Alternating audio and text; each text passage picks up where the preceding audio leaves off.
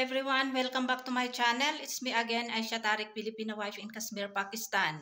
Today is July 30 and today is Tuesday and time now in Pakistan is 11:10 a.m. Ayon ka, aalis lang nilang tatlo, yung aking tatlong anak, si Langga, si Fahad at saka si Fatma. Yun nga, may importante silang pupuntahan.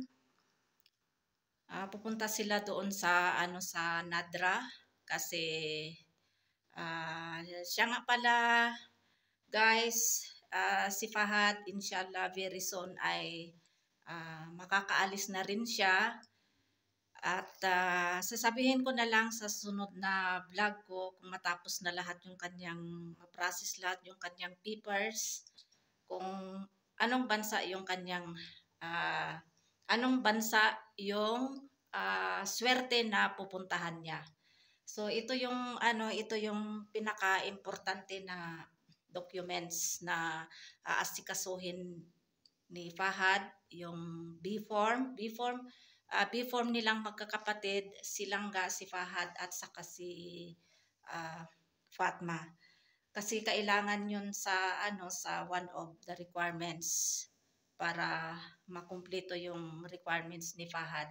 So, pumunta sila sa Nadra dito, yung main branch dito sa Rawlakot. Aywan ko anong gagawin doon sa B-form. Yata, magpa-picture yata sila.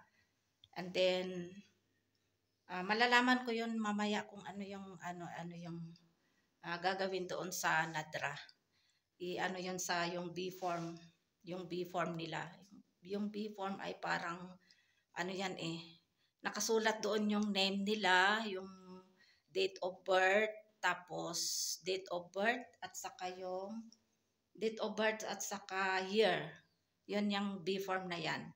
So kailangan daw yung yung magpa-picture silang magkakapatid, hiwa-hiwalay yata yung kanilang picture.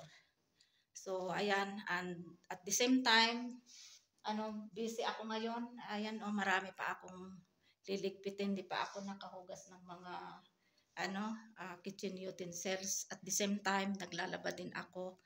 Kung naririnig nyo yung doon, yung machine sa sa ang tawag dyan. Wala na yatang ayon. Naririnig nyo yung doon. Sandali. Pakita ko. Ayan, dito. Ayan yung machine. Ayan. Marami akong lalabhan. And then, at the same time, din ako sa labas. Nagpapakulo ako ng yung red kidney beans. Ayun, nakikita nyo yun doon. Ayun doon. Saan na ba? Ayan. Saan ba yun? Yun doon. Basta yun doon. So, para ulam namin for lunch at saka dinner na din. So ngayon maghuhugas ako ng mga kitchen utensils. And then banlawan ko yung yung mga dilabhan ko.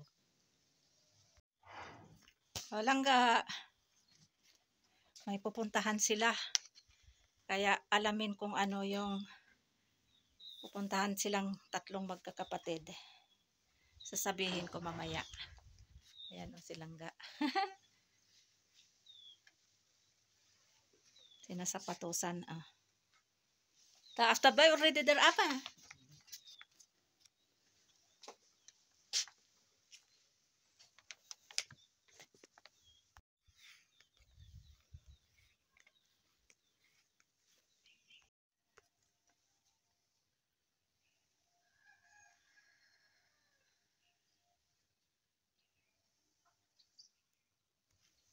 Yung tricycle rickshaw naghihintay doon sa taas.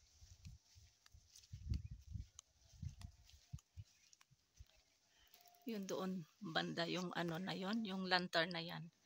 May road dyan Kaya doon naghintay yung sasakyan.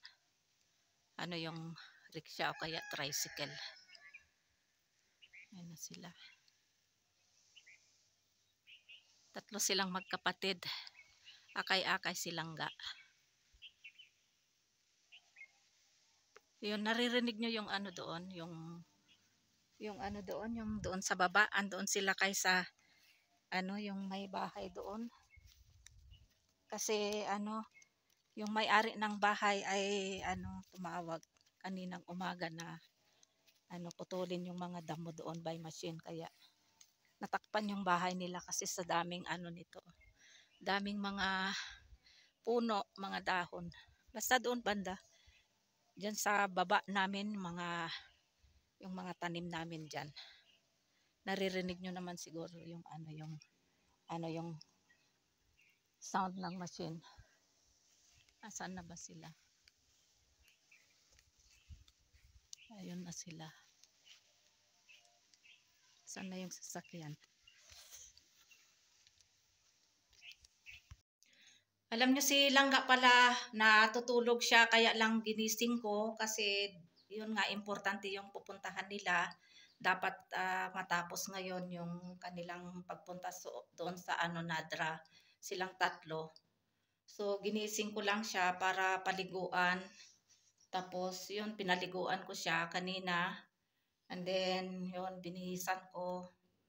And yun, habang bago ko paliguan ay ano, sinipilyuhan ko muna yung kanyang ngipin, tapos ano, ang tawag dyan, pinaliguan ko nga. Tapos pagkatapos kong pinaliguan, ano ulit, bumalik siyang natulog. Siguro mga after ano, 30 minutes. More than 30 minutes yung kanyang tulog kasi si Fahad may ano, ginagawa doon sa baba. So hanggang natapos si Fahad na umakyat dito, naligo din si Fahad doon sa baba. So umakyat siya dito. So ginising ko ulit si Langga pagkatapos ko siyang paliguan. Ayun, binihisan ko siya, tapos ayun, tapos si Fahad na lang nagsapatos sa kanya. So today guys, ano pala, birthday pala ngayon ni Langga. Ano na siya ngayon? 28 years old. Alhamdulillah.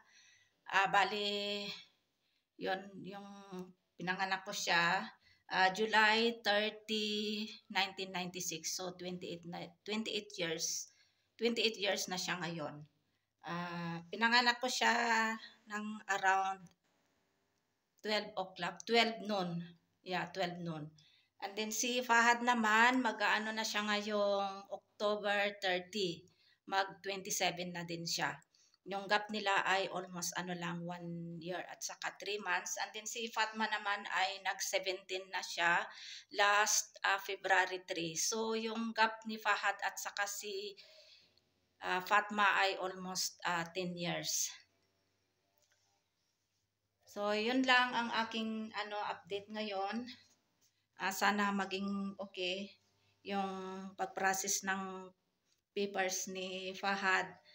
Nung isang kahapon pala, yun, na-process din siya ng police clearance. Yan din yung isang requirements para makalabas siya dito sa from Pakistan to another country.